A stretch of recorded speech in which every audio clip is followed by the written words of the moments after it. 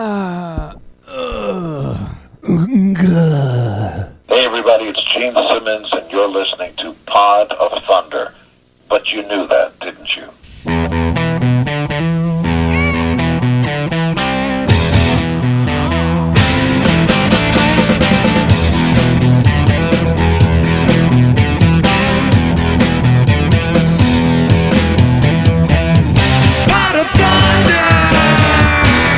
Oh, yeah! Welcome to Pod of Thunder, the recognized symbol of excellence in rock and roll podcasting. It's your buddy, Andy, the big bad wolf of podcasting. Mr. Podcasting, too. The internet's original bad boy. Chicago's favorite neighbor. America's little brother. And today, I'm joined by Nick. I'm joined by Chris. And it is my solo episode.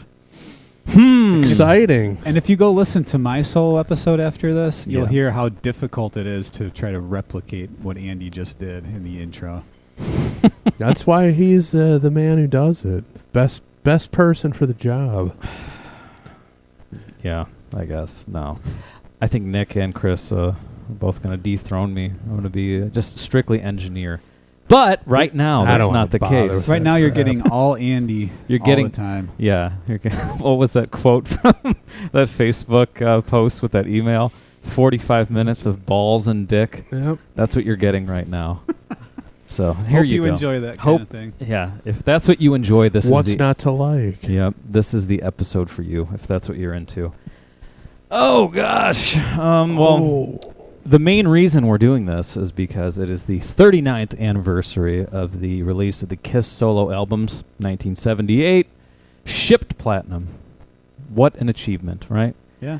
We put Kiss in the corner. We dedicated them to each other. Yeah, all that. This week we're putting Pod of Thunder in the corner. Mm-hmm. Not only this week, this month. It's an entire month-long thing. What month is it? Well, you know.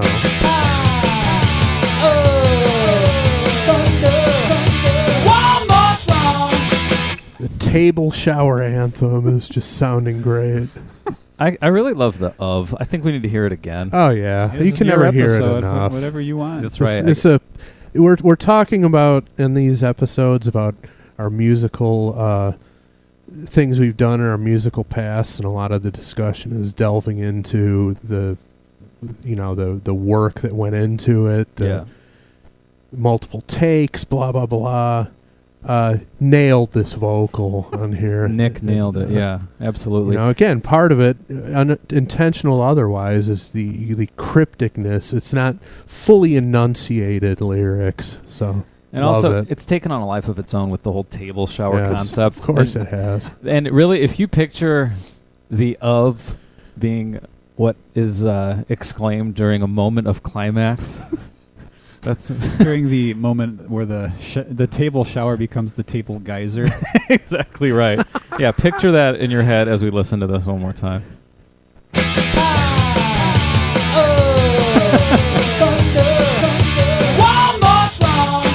See, I like the last part, yeah, where you're like almost convulsing after the first blast. While we're on this topic of conversation here, which is perfect, by the way, for Andy's episode. I hate to take over maybe a few minutes here, but Andy, can you bring up the image of the photos for this week? The special solo albums-esque photos here? Done by our esteemed pothead listener, Kevin Williams. Yes, want to send a shout out to him. Awesome job.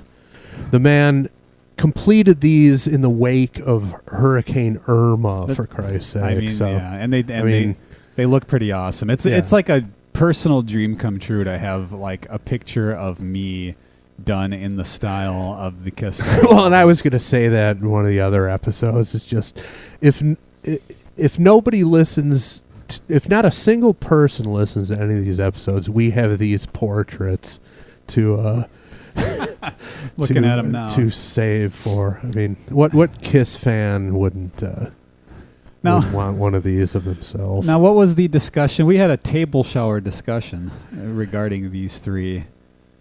Candy, can you bring all three of them up again, please? Let's see. So, what was the one for mine? For my picture? Well, it's almost left to right is almost the sequence of table showering. It's like Andy is like, okay, I'm going to get me a table shower. Yeah, it's like a deviant look in my eyes. I'm in the midst of a table geyser, and Nick is in the aftermath of said table Chris geyser. almost looks like, pun intended, he's trying to get the upper hand on the person administering, or turn the tables, if you will. And Andy, like my theory about Andy was that he's the purveyor of the establishment who gets commission every time a table shower is sold. Too, Yeah, those ads on the highway are working. Yeah, They're and I guess I do look better. I do look like cheap, I'm in just like a daze after the fact at this point. Now you have to go back to work. I'm feeling all tingly. You have to get behind the wheel. Yeah. 18-wheeler and on to the next stop. Yeah. So. All right. So that's what we're looking at. Andy's on the hot seat here, and to this point, Nick and I are hoping that it's a cut from a Flying Errands album, because it would be kind of a shame, a parade of shame if that band was not represented in these episodes, but we're not sure that's going to happen, and if it is, we have no idea which cut he may choose. So yeah, and as far as we know, he doesn't even know at this point. Yeah, do you know? I know right now. Okay, but right before we started recording, I was still kicking it around between a couple songs because there's so many hits, and it's just I can't deny that. It's actually all killer, no filler. Right? No, really, my inner dialogue was, what do I want to try to quote unquote showcase? Is it a concept? Is it a lyric? Is it a performance? Is it Mm-hmm. So I think I'm happy with my decision that I'm about to put forth here. So if you guys are ready, let's do this. Yeah. Okay. This one comes off. One more time. It's called Aaron Sucks. This is great. I was actually listening to this in the previous week, and I'm not going to lie, I was kind of hoping this would be it. Yeah. I thought this was a sleeper. I was not thinking about this one at all. No, this one was top of my list. Now that you said literally, this is always one I regarded, probably the one off of that Flying Aaron CD that sonically was the best. I agree. I always thought that one turned out the best. I think that factored into my preference for it as well. And also, but also the again, as you talked about previously, the performance is right there, and it's also it's an Andy performance. So since this is a solo album, quote whatever we're doing, instead of picking one that I sing a little bit of and I play something on and I wrote with someone, because typically, at least live and a lot on the CD, Andy was co-lead vocalist. Yeah, so you got like. Apologies to Chris for this comparison, but you've got like an early Genesis thing where you've got Peter Gabriel and Phil Collins singing the same thing, doubling up the voices. Right. Yeah, except neither one was even close to being that. So why don't you give a little backstory on the band to people who... I mean, I think people are... even myself, although I don't... I'll probably disqualify myself because over the years I've got a handle on it, but... there are listeners who are probably aware of the band but have no clue as to the concept or the thinking behind it, assuming there was any. Yeah. So I can give a little background. Sure, I can give a Cliff Notes version here. So Nick and I had this band. It was called the Pillagers back when it was most of my high school time. And then senior year, so this is like late 90s, early 2000, 2001 maybe. I don't know. We might have been done by then. But anyway, senior year of high school, this guy, we're hanging out at our lunch table in school. One guy's talking about his band is playing a show at like a local talent show. And this other guy, Aaron, who has at this point zero musical ability, never even stroked a guitar, never sang anything, whatever, nothing. He's like, man, I bet your band sucks. And the guy's like, what are you talking about? He's like, I have to add, he was maybe one of the greatest just all-around antagonists when he would get into that mode. Yeah. Like, we're talking, like, think of any wrestler that people despised. I mean, he's right up there. Just a natural... He had this... when he would turn it on and do that, just the best antagonist. Yeah, and there was no no internal second guessing on his part. He was full tilt down that road. Yeah. So he's telling this guy, "Oh, your band's probably terrible. I bet you guys suck." The guy's like, "What are you talking about? We're good. We've been practicing and taking lessons and all this stuff." He's like, "Oh, I could start a band in a week and be better than you." And the guy's like, "Well, you can." He's like, "Yeah, I can. I'm going to do the flying errands, and it's going to be better than your band. Give it a week," because the guy's name was Aaron. And I was in the conversation just more listening, eating my lunch, and I was laughing because, I had a band with Nick too, and I was like, we should really do that. That sounds funny, to take this guy who's never done anything musically at all, write songs about him, because that's just that would match his sense of humor, Every and song, his ego. And his ego. Every Yeah. song had the word Aaron in the name title, Aaron right? in the title. Yeah. So it started as a joke thing where that's let's just write songs about how awesome this dude is, and it's like a tribute to him, how great he is, and babes like him, and all that, all these things that weren't true. So that's basically what it was. And Nick and I wrote these songs 5 or 6 for a one-time performance at the high school. It was a month before me and this guy. Oh God, before we graduated, right? So we did this performance at the coffee house thing at the high school At the we high went school. to, which I was out of at that point. So I'm the Nick had to I'm come the back. cool college guy coming back to high school. Yeah. And then just for whatever reason, So you were the Matthew McConaughey and Dazed and Confused. Yeah.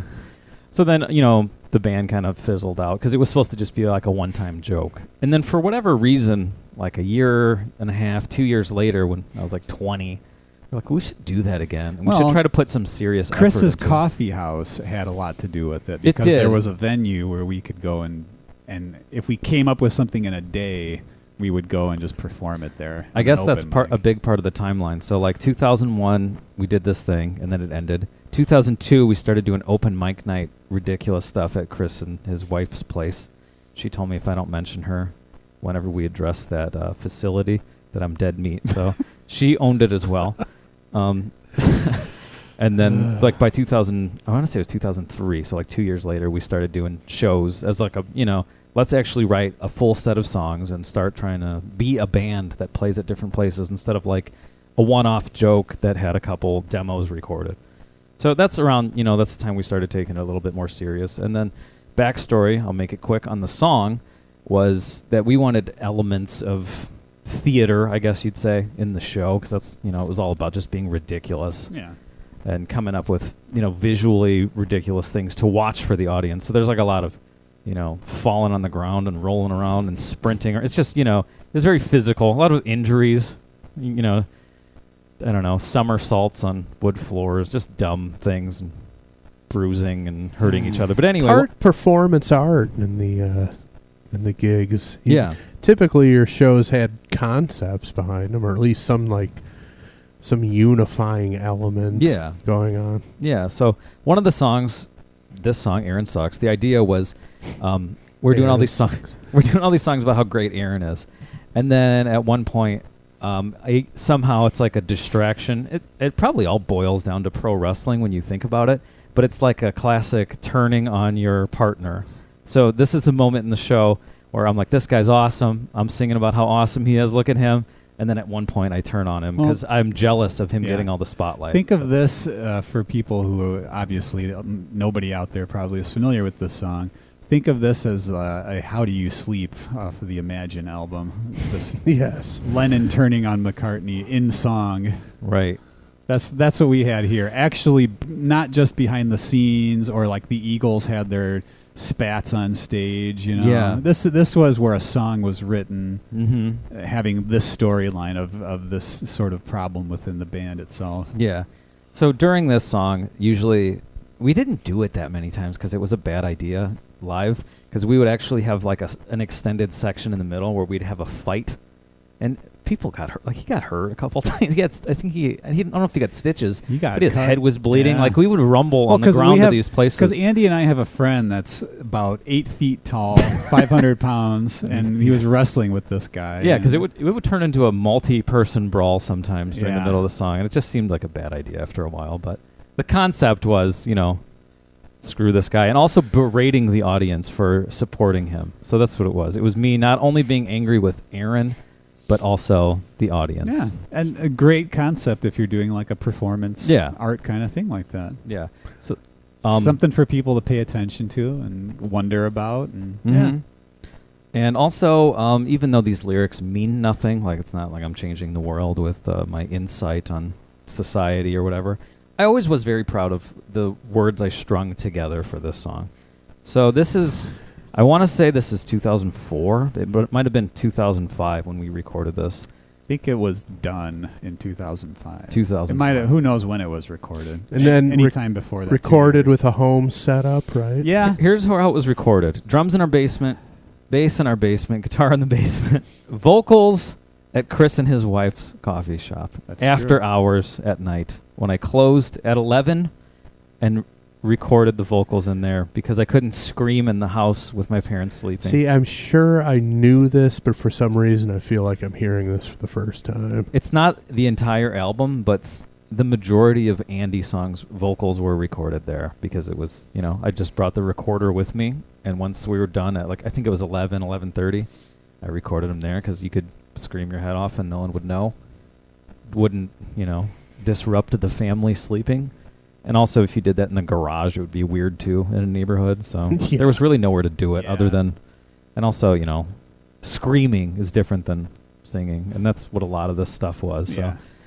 So, vocals, Nick does the chorus. So that's something noteworthy. That's something... Really? Okay. Something peculiar about this episode, I guess. Yeah. Is that it's not... isolated from the other people in the room. Yeah, the whole lineup, I believe, is this guy Greg, who was the drummer, is actually playing the drums, and this is probably the best performance we ever got out of him. So kudos to Greg. And it drives the song. So Yeah. what are you gonna do? I'm playing bass, Nick's playing guitar, and I'm playing keyboard, and then Nick and I are both singing. But All right. the way we did that band live, obviously everyone had their roles, but recording it was just more almost like 80s Kiss in a way, like.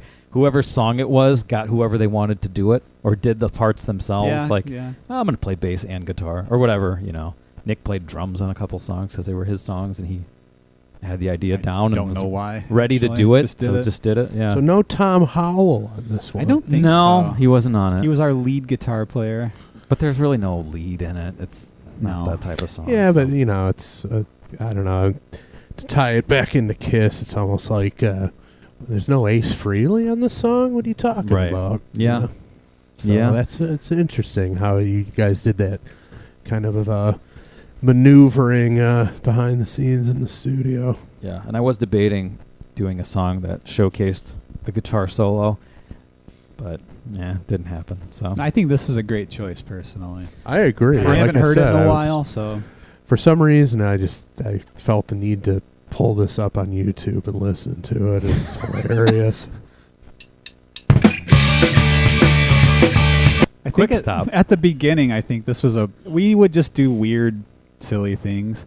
Didn't the clicking, the stick click there? Didn't we do one that was offbeat and just kind of awkward? on a different song, right? I thought it was this one. No, We did one that was like yeah, just that was a goofing different around. song. Okay, Yeah. We did Sorry. one where we took I don't know why. We just changed it in the just editing program. Yeah, wouldn't it be funny if we Yeah. did something dumb like And this? just the beginning. Yeah, can you go back? Kicks in. Yeah, I wanna sorry hear I that interrupted again. it.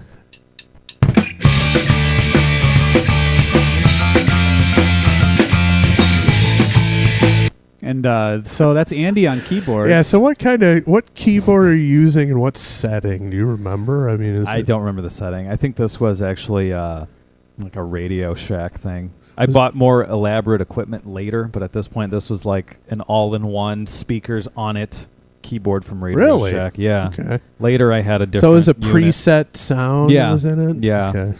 Late- Good selection. It works. for the- Later I did like the MIDI controller with the rack unit thing. Yeah, but- you always get more sophisticated with the gear the deeper you get into Yeah. it, and not always for the betterment of music. Sometimes you can get too wrapped up in that shit. Now, wasn't doing this band, that was the first time you really ever tried to play a piano type thing. Absolutely. Right? Yeah. Keyboard. It was just that was Really? I didn't know that either. That was the other thing with this band. It was like me and Nick, we're going to do this joke band on the side. But, when you do a joke band, you can't play the instrument you play in your real band. That's like the unwritten rule. Like, I'm going to do this in that band. So Nick originally was the drummer of the Flying Errands. And then I was like, well, I'll play the keyboard and figure out a couple little keyboard things to do during these songs. See, that surprises me. And like I said, I didn't really know that. But, even amid all the mayhem and nonsense going on in the Flying Errands show, and then also listening to the recordings,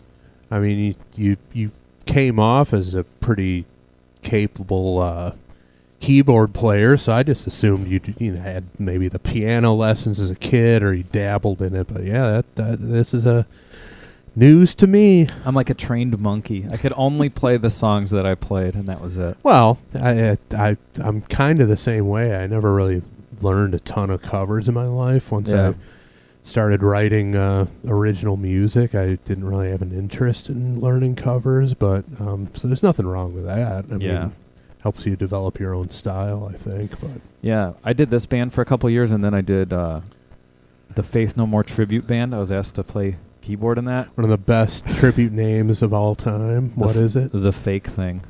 Great. Great name. But that was no question. That was a moment where I was revealed to not be You any pulled good. it off. No, but in our first, they had me come over to see it. Like, do you want to come hang out with us and try a couple songs? So I knew a few songs. I prepared.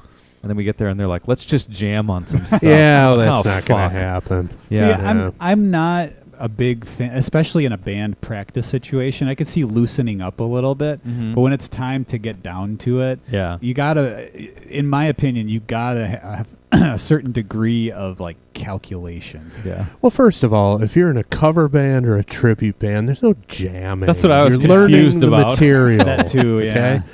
Okay? But the jamming, if you're, is a way to write. You can craft songs that way. Come up with riffs and stuff. Yeah. Especially, like, nowadays you can. It's so easy to record stuff. You listen back and piece stuff together. But just to jam for the sake of jamming is no way to get anything done. Yeah. And I had no idea what to do. That's not a world I came from. So I'm like, okay, they're playing. I'm looking at the bass player playing.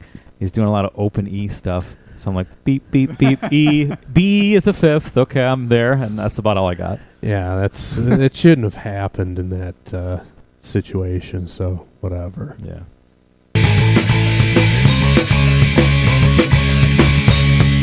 Here comes Nick. So it's actually a me and Nick trade-off. Nick is the Aaron Sucks guy, and then I'm the rest. So just so you know yeah, what's that's going what on. I thought. Isn't there a verse here? There's like a second half of the chorus or whatever. Oh. And then the all verse right. comes right after. I'm not super familiar with the arrangement. I just know I like the energy and the attitude behind it.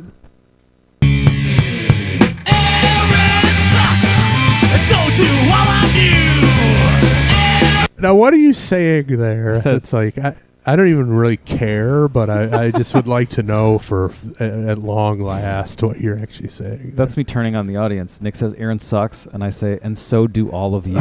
Okay, yeah, I never knew that. Mm-hmm. I never really cared either. I just like the enunciation of it. So.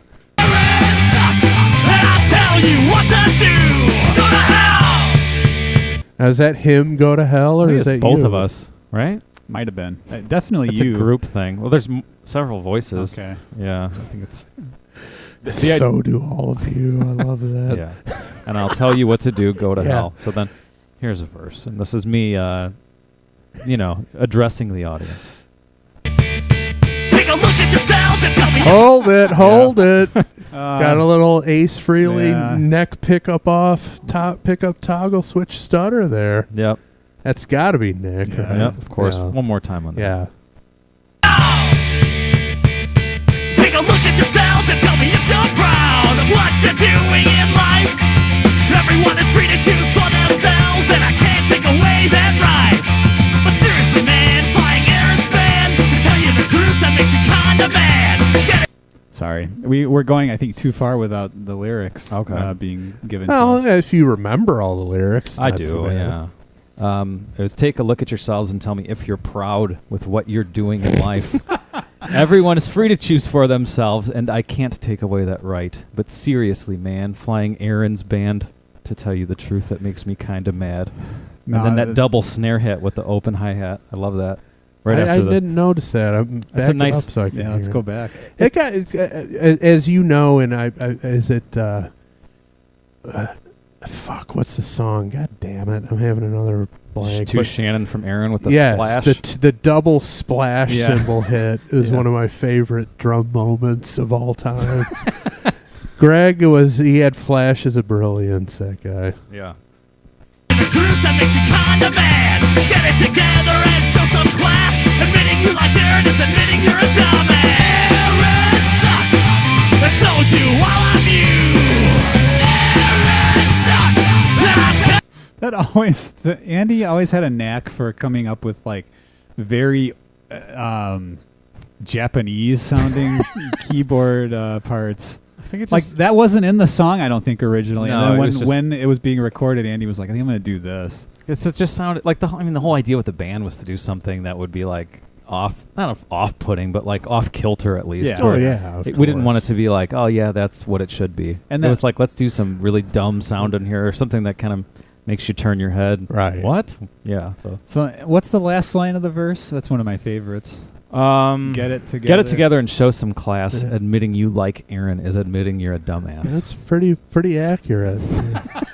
Plus, you really again it's all making sense with the berating of the crowd, but this continues. The angst behind the vocal delivery escalates as the song goes on, but the whole "so do all of you" that whole bit, and then he's bringing it with the Aaron sucks line again as the song progresses. It gets more intense. So you gotta love a song that just continues to build. Yeah. tell you what to do. Come on! Credit should be paid where credit is due. At least last time I checked. But Aaron gets groupies and fan mail, and I still get No respect. A lot going on there. Yeah, what's happening there lyrically? That was credit should be paid where credit is due, at least last time I checked. But Aaron gets groupies and fan mail, and I still get no respect. And then the Now, whose voice was that on the recording? That was our friend Roger. That was actually his? Yeah. That was actually him, huh? Yeah, originally, like on the demo, not that anyone cares, but on the demo, we just did like a Rodney Dangerfield sound drop. Yeah. And then just for whatever reason, we wanted our friend to be on it. So This we're is like, why don't better. you do an impression of that? And he just did that weird no Yeah. with his voice, which was That's like, better. yeah, so that's what that was. do your last chance, never again. I'm going taking deep breaths and counting to 10. Starting with Aaron and ending with you. The sheriff's in town and justice is due. Aaron! All right, what are the lyrics there? What was the first one? I can't remember what it started with. I have to get started. No respect. You blew your last chance. Never again. I'm done with taking deep breaths and counting to 10. I'm starting with Aaron and ending with you. The sheriff's in town and justice is due. Oh, I like that. Yep. Unstoppable flow of lyrics. Thinly veiled threats. Yep.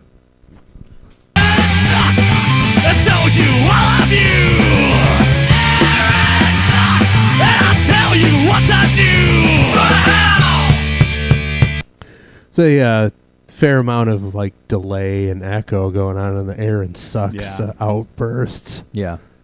Pretty well executed. It's not. It's like typically when like let's face it, none of us are seasoned pros at the recording and with the home setup. It's easy to like go overboard with that shit and have Yeah. it sound like kind of cheesy and stupid. But that actually is quite effective. You know, it's the trails off like it should, and it's well done.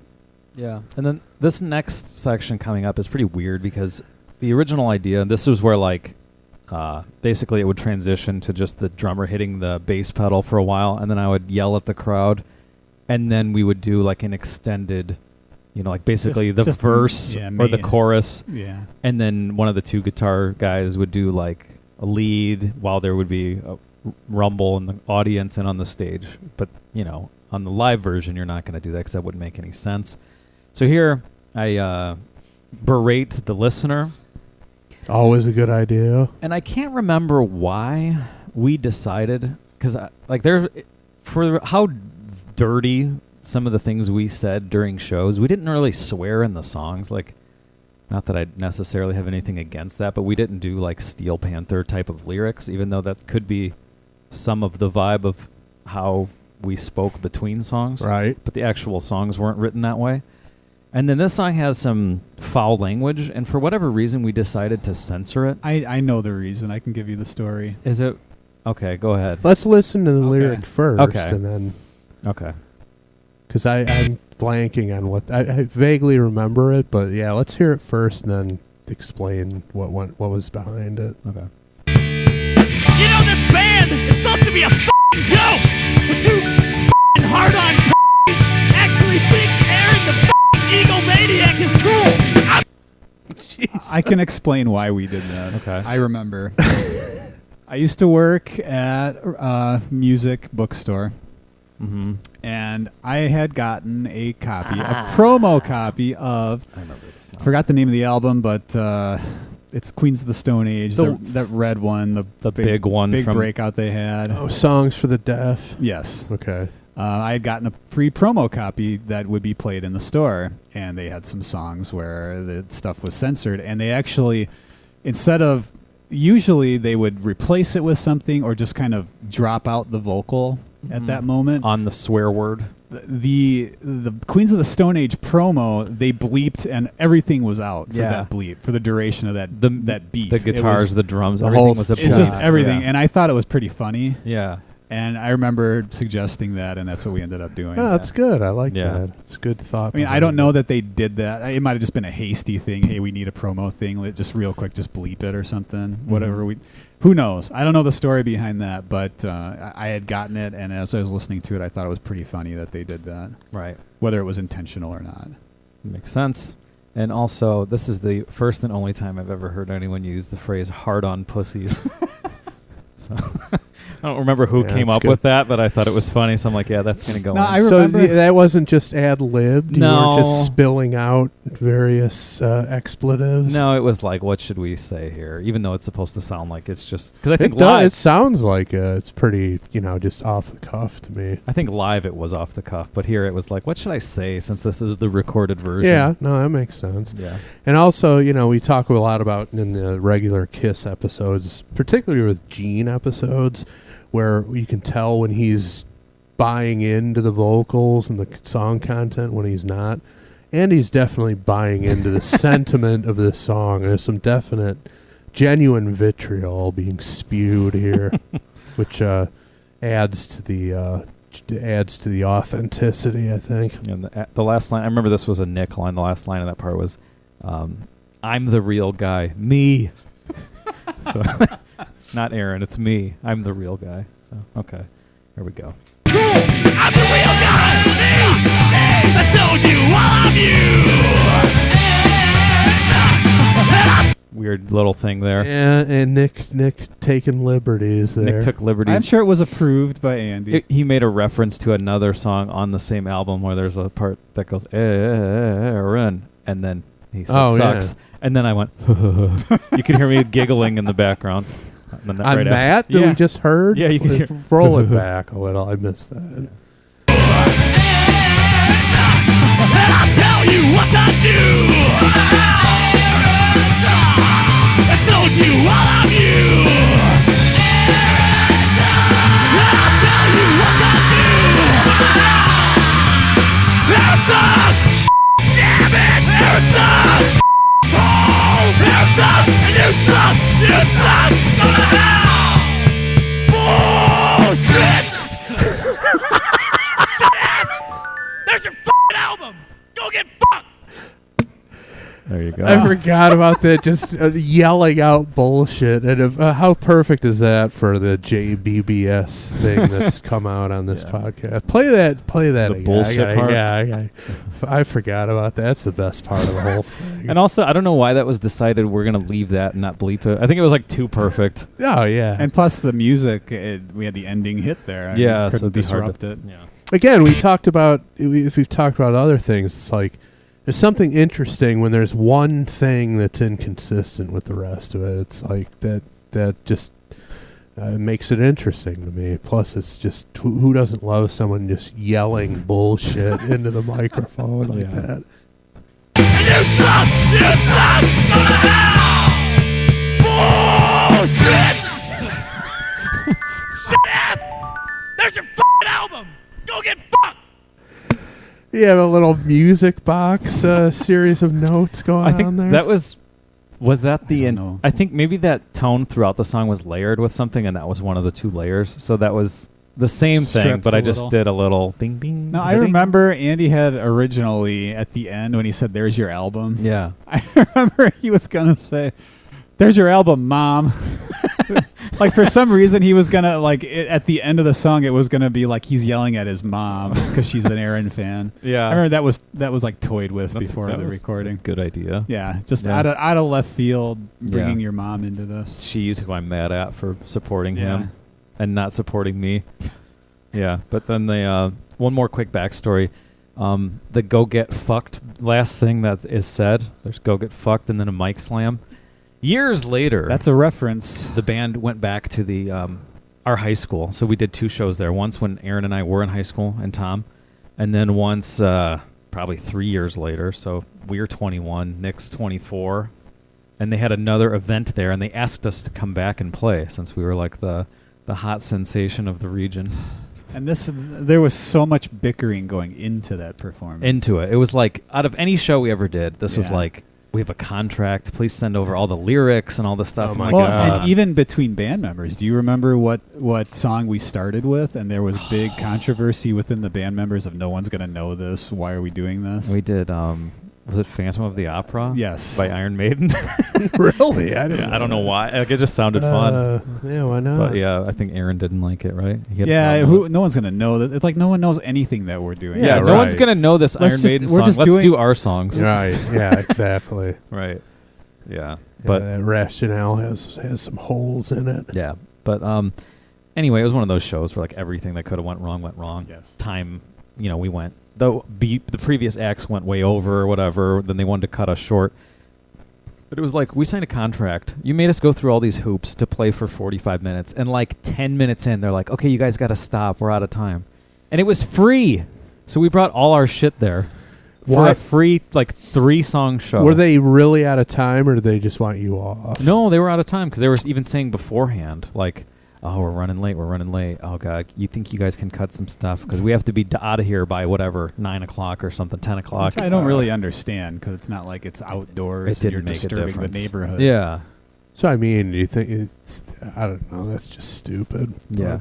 But anyway, I don't know what came over me, but this this lady who was the theater teacher at the school was like getting all in my grill, yelling at me. She got in my grill too during the Really? before the Because show. they want before? Yeah. For what?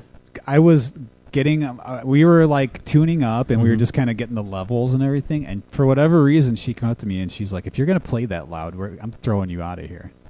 I'm like, look what we have, drums, We're a band. Yeah. And then like after the show, in lieu of what Andy's gonna say, or in light of what Andy's gonna say rather, she was actually pretty nice to me afterwards. Well, anyway, like I don't even remember what she came up to me, but she was yelling at me and like, you guys gotta go, gotta get off the stage. And that's not the thing to do to Andy when he's got a microphone. No. so Start hassling him. I don't remember the whole thing that I yelled back at her, but one of the things where I told her to go get fucked. And then we just thought it was funny later. Then she said she's calling the police. They did call the police. They had to get Andy out of there, which was funny. They're like, An- all right, just go, dude. Because usually, you have to get Yeah. out, pack all your gear. Dude, they called the police. Just get the hell out of Yes. here. Just go home. Andy left, and we all basically covered for him and got our stuff and left. How ridiculous. For a free show. And we might have done 6 songs, not 3. But don't they know. wanted to cut us off after 3, and we just kept going. But that was a nightmare. So anyway, that's what the go get fucked was, a nod to an inside joke when I yelled at a lady at a high school, former teacher. So Yeah, there's so much bullshit involved with playing music out in public. there and is. it's like doing these episodes, I'm kind of thinking back wistfully and being like, yeah, maybe it'd be cool to get something together and go play out again. No. You're just thinking It's of the just- best experiences. You're forgetting about all the shitty ones. Well, but the volume complaints. It's like, don't have bands then if you Yeah. can't fucking. And that's again. There should be fewer places that have bands than more. It should be a proper venue, not a fucking sports bar where they put you under the flat screen and then they bitch at you about the volume. It's like, don't have bands then. yeah. You know, Make up your mind. it's not worth it. It's really not. Anyway, Yeah, hats off to people who are still kicking it on that level around the area. I well, don't as know we how they talked do about it. before, it's either are impressed by that or you're wondering when they're going to realize it's time to quit, you know. Yeah, but right. whatever, it's a personal choice, but so much horse shit to deal with. And again, venue owners or owners of places that aren't music venues having music there, what a fucking nightmare. Yeah. So And everything Anyway. that comes with it. yeah, it's just like they don't know what they're doing and they don't know how to deal with band type people and stuff, and it's just don't drag us out here with all our shit to pull this crap. You Yeah, know? right. So anyway, no more of that dark cloud over this fine episode. Yeah. This fine episode that is commemorating Pod of Thunder Month.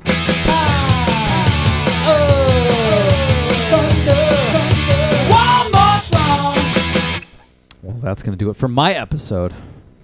Can't wait to Quality listen. stuff. Yeah. What a week. This is. I'm curious to hear the feedback on our 3 episodes. So it's going to be fun.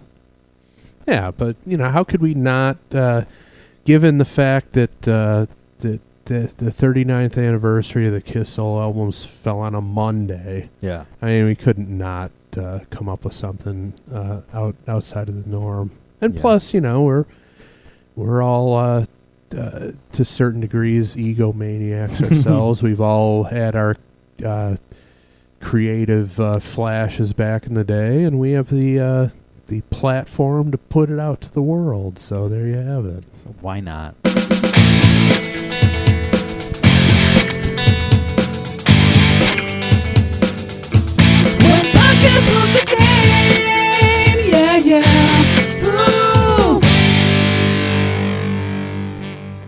What a way to celebrate Pot of Thunder Month.